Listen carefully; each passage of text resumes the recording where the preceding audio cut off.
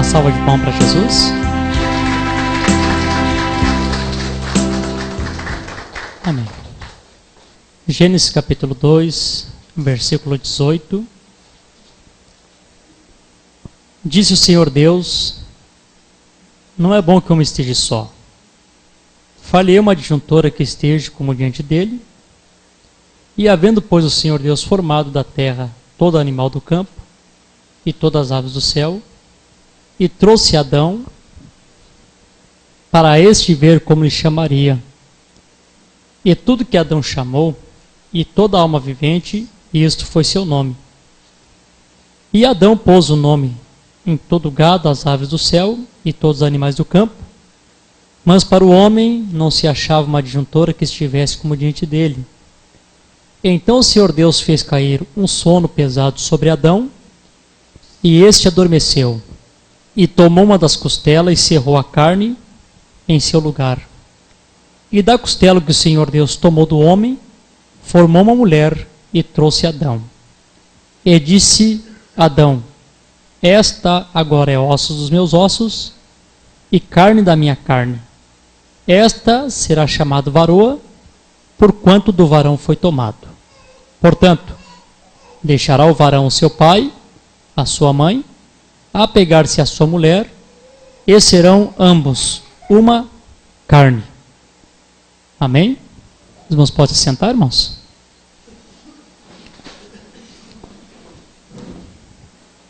Os noivos podem sentar também, para não ficarem muito cansados. Amém. Nós estamos felizes nessa noite. Amém. E certamente o casal aqui de noivos estão mais felizes do que nós, né? Amém. O nosso irmão Ienga e a sua noiva, a irmã Esther, né? Esther, né? Amém. Que também nos dera a honra de vir até a cidade de Araranguá, aqui nessa pequena igreja, humilde, né? E decidiram aqui receber as bênçãos do Senhor. Então, nós como igreja ficamos muito felizes com isso, né? Eles poderiam ter escolhido um tabernáculo maior, mais luxuoso, né? Mas, amém, eles escolheram estar aqui conosco. Amém, que Deus possa abençoar o irmão Joel, e nós nos sentimos honrados com isso, né? Amém? Eu creio que uma das coisas importantes na vida de todo ser humano é quando chega o tempo que ele tem que tomar uma decisão, amém, na sua vida a respeito do casamento. Não é verdade? E embora o casamento para o mundo hoje virou alguma coisa assim obsoleto, é comum hoje as pessoas casarem e dentro de meses, de anos, as pessoas simplesmente desistem fácil do casamento, né? A pessoa desiste e às vezes por qualquer motivo banal, as pessoas às vezes se separam, sendo que as pessoas jamais deveriam se separar, né? Por mais grave que fosse o motivo, né? Por pior que fosse a circunstância, amém, o casamento é algo que teria que ser tomado para a vida toda, né? Embora o mundo haja no casamento hoje como se fosse alguma coisa corriqueira, qualquer um pode fazer e desfazer no momento que bem entender, nós que cremos na palavra sabemos que Deus disse, Paulo diz que o casamento tem que ser venerado entre nós.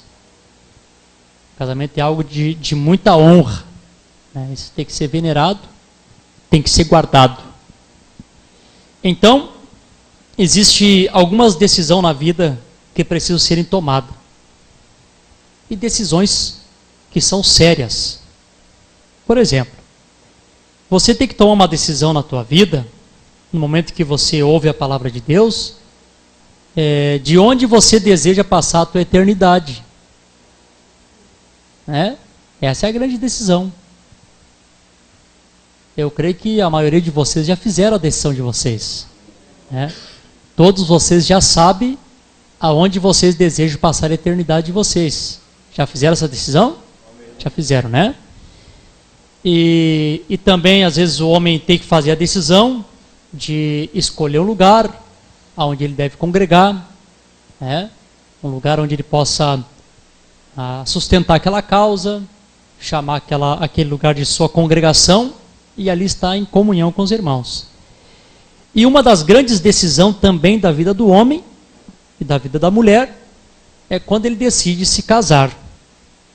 E eu creio que essa é uma das, depois da salvação, é a decisão mais importante. O profeta disse que a melhor coisa que Deus deu para o homem foi a vida eterna.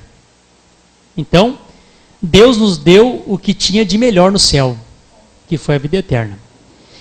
E também disse que depois da vida eterna, a melhor coisa que Deus pode dar para um homem é uma boa esposa, né?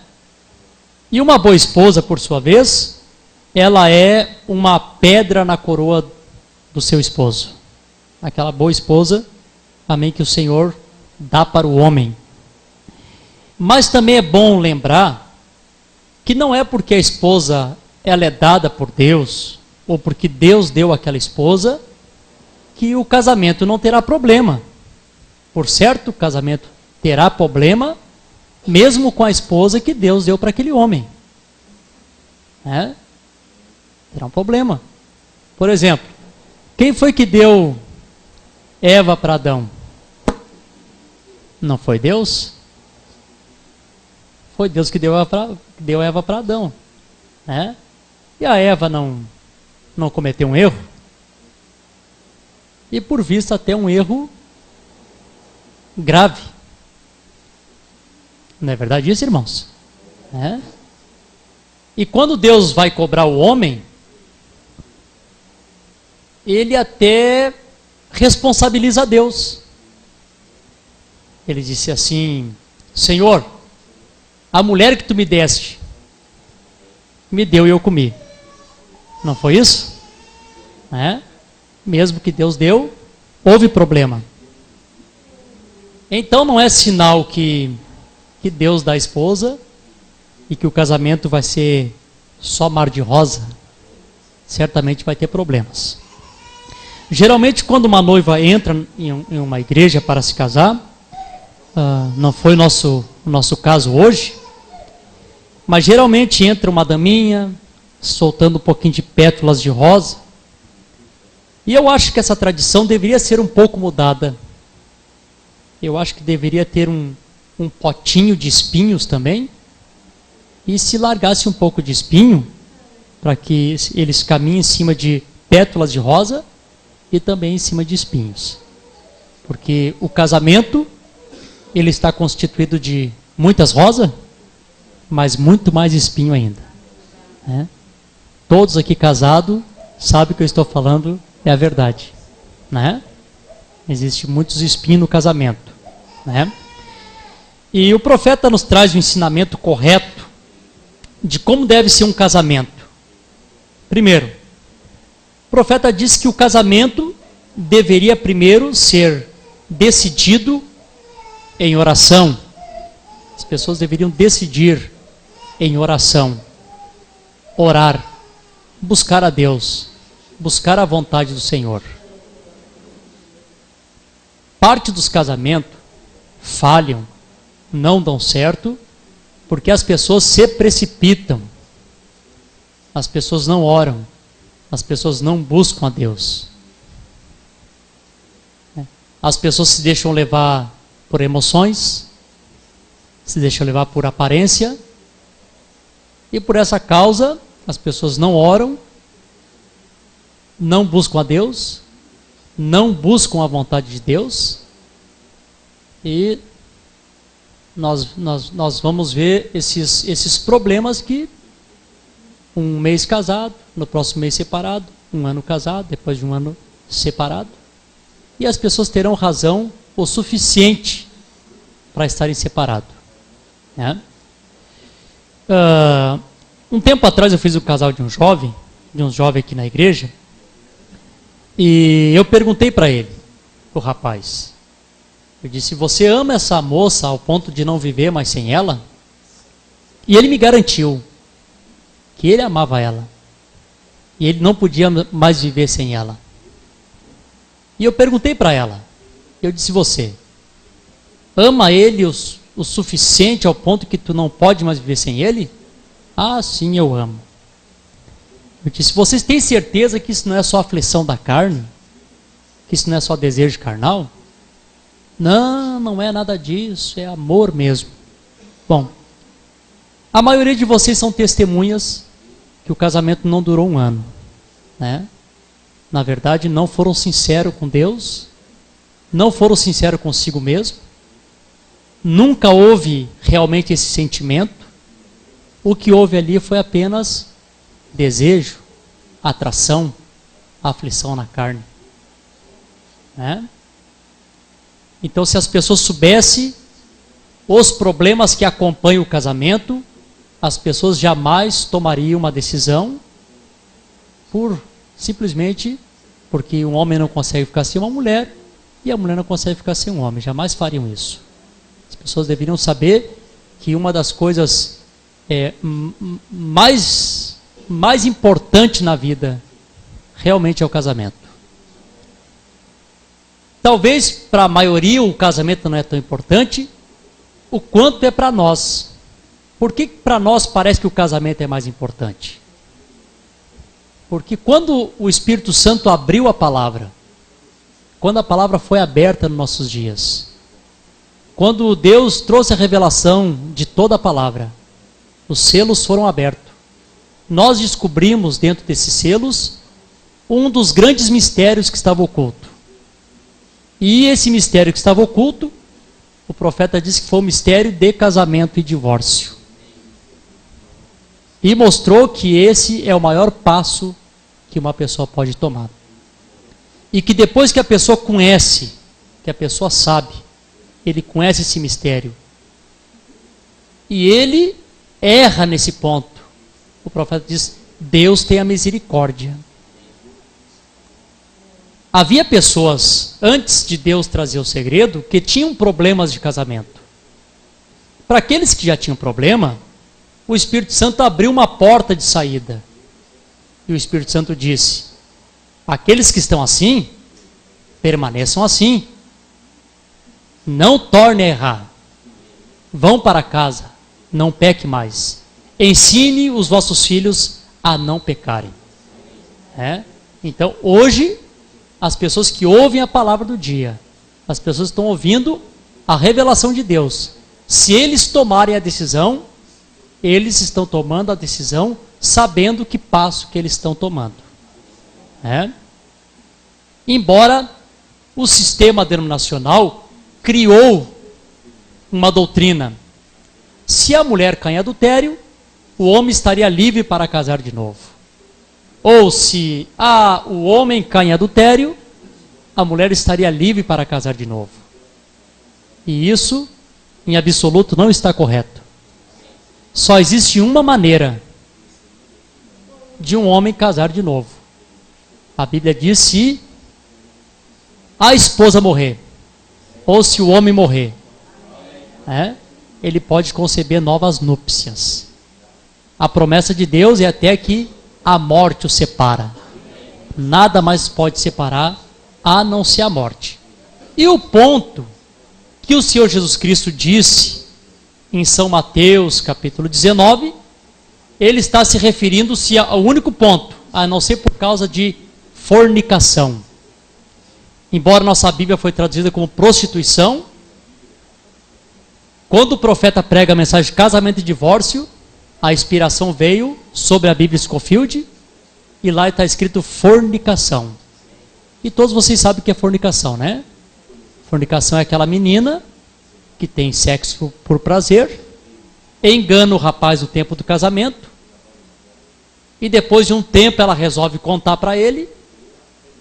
Ele tem uma escolha: ou ele perdoa e redime ela, ou ele pode repudiar ela e casar de novo com uma virgem. É a única saída que a palavra dá para o homem casar de novo. em absoluto, não existe nenhuma outra saída para o casamento. Então, se você sabe já disso, se não sabia, você está sabendo hoje. Então, por saber dessas coisas, que é importante saber como é importante a decisão do casamento. Ela realmente tem que ser tomada com muita oração. Realmente ter certeza que é isso que você quer mesmo. Não é verdade isso, irmãos? Vocês estão de acordo? Então o profeta ensina a 3 coisas. Primeiro passo é o namoro. O namoro cristão não é como o namoro mundano, onde se beijam, se agarram, se amassam. Né? Quando isso acontece no namoro, provavelmente faltará no casamento.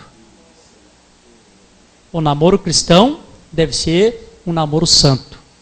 O namoro é uma amizade. O profeta disse que é uma fase de conhecimento. Nessa fase de conhecimento, o moço conhece o caráter da moça, a moça conhecerá o caráter, os defeitos e qualidade. Ou alguma moça espera encontrar um príncipe encantado perfeito. Isso não existe. Isso só nos contos de fada. Todo príncipe aí terá seus defeitos e todas as princesas terão seus defeitos. E você vai ter que conviver com esses defeitos pro resto da vida.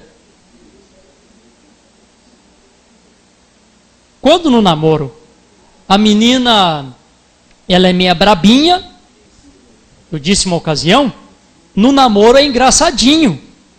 No casamento isso se torna assim um tormento. Então ele vai casar com aquela moça sabendo que ela é daquela forma. E não adianta depois chamar o pastor e se queixar.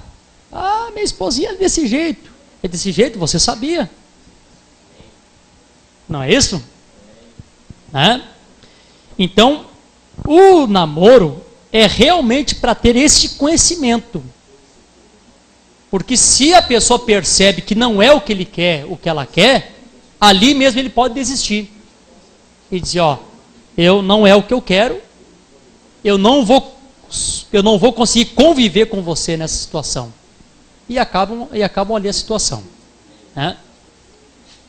E se nesse meio tempo, nessa fase de namoro, realmente surge no coração, é claro, o que o profeta ensinou, eu não vou ler. Eu poderia ler o profeta dizendo, não busque beleza, busque caráter. É claro que vamos buscar caráter. Mas também não só isso. Você tem que buscar alguém que você tenha sentimento para casamento. Alguém que seja teu amigo e alguém que seja tua amiga. Você não vai dormir com um inimigo, você não vai dormir com uma inimiga. Você tem que ter certeza que aquela pessoa que você está escolhendo será realmente o teu amigo e ela será realmente a tua amiga. Embora depois de você ter visto o caráter, que é o mais importante. Né? Mas agora, vou me casar por quê? Porque ela tem um caráter. Não, sim, caráter sim, mas eu amo ela. Ou eu amo ele, pronto. Esse é o sentimento. Se casa também só por caráter, também o casamento se desfaz. Então, se na fase de namoro se percebe que surge esse sentimento, a pergunta que o profeta fazia, você não pode mais viver sem essa moça? Você não pode mais viver sem esse moço? Então é o sentimento correto para que haja um casamento. Se não houver sentimento, não case. Parem. Não é isso? É? Se surgir esse sentimento, então vão para a segunda fase. A segunda fase é o noivado. O profeta diz que o noivado é um pacto. Um pacto que o moço dá a palavra para a moça e a partir desta palavra, diante de Deus e provavelmente das testemunhas que são os pais, eles estão casados. E alguém disse, não é o pastor que casa? Não é o juiz que casa? O profeta ensinou, não é o juiz que casa e nem o pastor que casa. O juiz legaliza e o pastor dá a bênção. Quem casa é o moço quando diz, eu quero te tomar como a minha esposa, você aceita casar comigo? E ela diz, sim, eu aceito casar com você. Diante de Deus, eles estão casados. Por isso que os moços solteiros que estão aí, não saem por aí dando a palavra para todo mundo, viu? Porque se você sair dando a palavra para todo mundo, no dia do juízo você terá muitas esposas para prestar conta diante de Deus. Isso é sério. Isso não é brinquedo. Essa aqui é lindinha, eu vou dar minha palavra para ela, vou me casar contigo. Aí aparece uma mais lindinha, essa aqui, no dia do juízo elas estarão ali. Você pode ter certeza disso. Dê a palavra para aquela que você tem certeza que você quer casar e viver com ela para o resto da tua vida. Essas coisas são sérias. Casamento é algo muito sério. Não pode ser feito de uma forma liviana. Amém? Então depois do pacto, aí estão prontos para receber a bênção de Deus, que é a terceira parte. Amém? E estarem casados, né? Vocês estão felizes nessa noite, irmãos? Amém? Bom, outra coisa. Deus olhou para a situação do homem. Deus disse, não é bom que o homem esteja só. Farei para ele uma adjuntora que seja idônea como esteja diante dele. Eu costumo dizer para os irmãos que o homem reflete o que Deus é. E Deus reflete o que é o homem e o homem reflete a Deus. Quando Deus disse que não era bom que o homem estivesse só, que era para ser feita uma adjuntora, alguém que estivesse diante dele, que não fosse feito de uma outra parte da terra, mas que saísse do próprio homem, que não fosse feito da sola, do sapato, para que a mulher não esteja debaixo dos pés do homem, e nem fosse feito da parte da cabeça, para que ela estivesse acima do homem, mas foi tirado do seu lado, para que ao lado do homem ela estivesse. Então, quando Deus desejou isso, porque Deus também desejava não estar só. Ali Deus estava vendo a si mesmo no homem, vendo ele e a sua igreja. Por isso que o casamento, o mistério de casamento e divórcio está baseado em duas coisas: em um homem e mulher, e Cristo e sua igreja. Amém? Louvado seja o nome do Senhor. Antes de eu ler aqui os deveres domésticos, vou pedir para o irmão Rosimar passar aqui, ele vai cantar um hino para os noivos.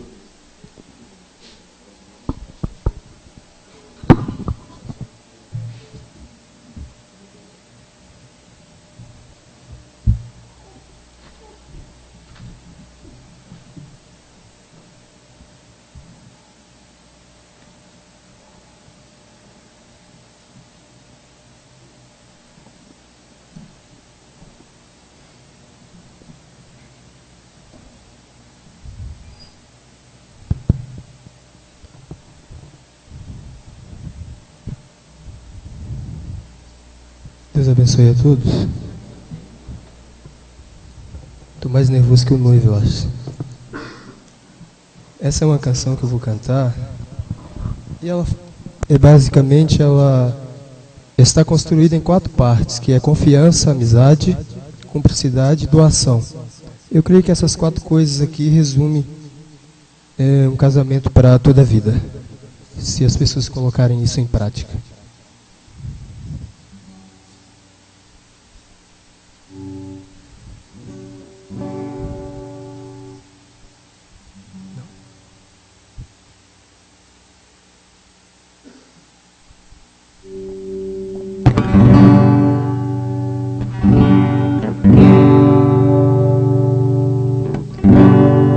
Precisar, tô aqui, é só chamar que eu vou, e nem precisa explicar, só as lágrimas vou enxugar.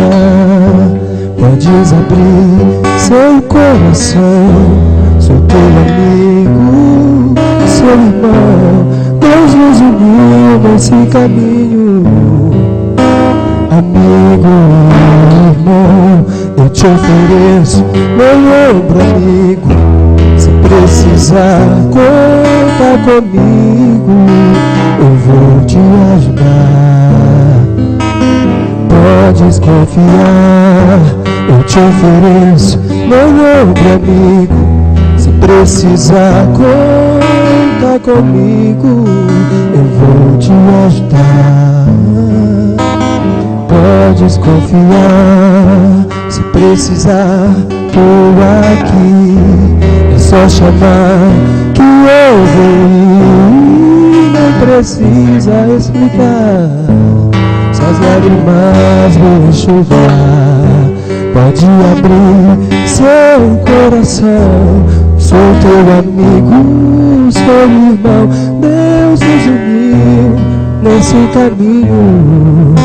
Amigo e irmão, eu te ofereço meu ombro amigo. Se precisar, conte comigo, eu vou te ajudar. Podes confiar, eu te ofereço meu ombro amigo. Se precisar, conte comigo, eu vou te ajudar. Podes confiar. Amém. Efésios capítulo 5, versículo 22. Os deveres domésticos. Vós mulheres, sujeitai-vos aos vossos maridos, como ao Senhor. Porque o marido é o cabeça da mulher, como Cristo é o cabeça da igreja, sendo ele o próprio Salvador do corpo. De sorte que assim como a igreja está sujeita a Cristo, assim também as mulheres sejam tudo sujeitas aos seus maridos. Vós, marido, amai vossas mulheres, como também Cristo amou a igreja, e a si mesma se entregou por ela, para santificar, purificando-a com a lavagem da água pela palavra, para apresentar a si mesma igreja gloriosa, sem mácula, sem ruga, nem coisa semelhante, mas santa e irrepreensível.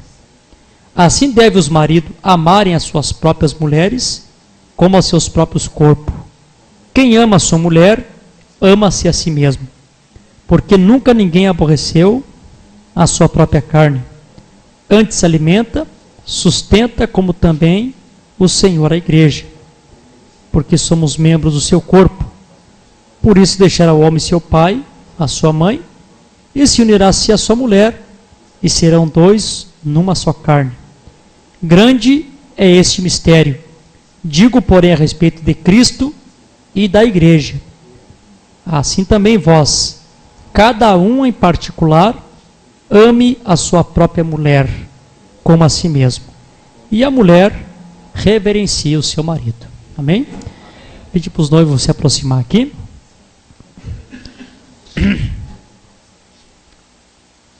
Também pode se aproximar aqui na frente aqui. Vamos. Tem as alianças? Amém. Amém.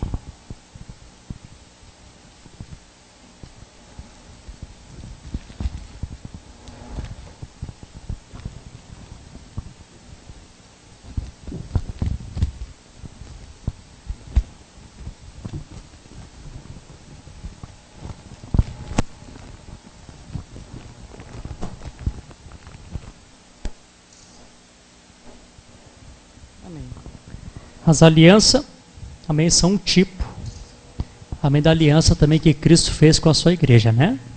Amém? Então essa aliança aqui vai tipificar ou vai confirmar esse pacto do irmão Joel e da irmã Esther.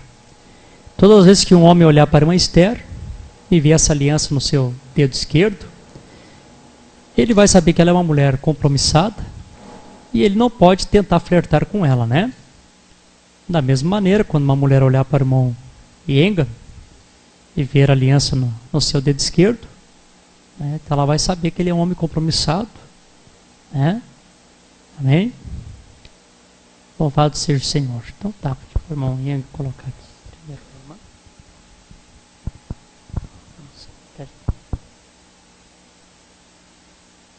Bota bem devagar para dar tempo de irmão tirar foto. Pode chegar mais perto ali, irmão Cabão. Deixa registrado esse momento.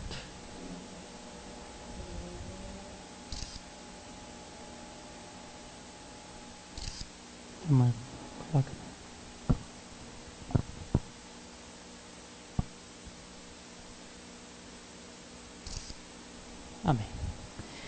Vou fazer a pergunta aqui conforme o profeta perguntou. Primeiro para o irmão Ienga, né? Esse é o seu nome, né? Uhum. Irmão Ienga, toma você essa dama para que ele seja sua legítima esposa? Para viver junto nesse estado do santo matrimônio? Você promete honrá-la, amar, cuidar, na enfermidade, na saúde, na riqueza, na pobreza, e renunciar todos os demais e unir você-se unicamente a ela, enquanto ambos estão vivos? Pela graça de Deus, eu aceito. Irmã Esther, você toma este varão para que seja seu legítimo esposo, para viver unido nesse santo estado de matrimônio. Você promete amá-lo, honrá-lo e cuidar dele na enfermidade, na saúde, renunciar todas as demais coisas e unir-se unicamente a ele enquanto vocês vivem até que a morte separe? Oui, je le promets. Sim, eu prometo. Amém? Diante de Deus, diante das testemunhas, amém? Os votos foram dados. Amém? Nós vamos orar. Você quer se ajoelhar? Pode se ajoelhar.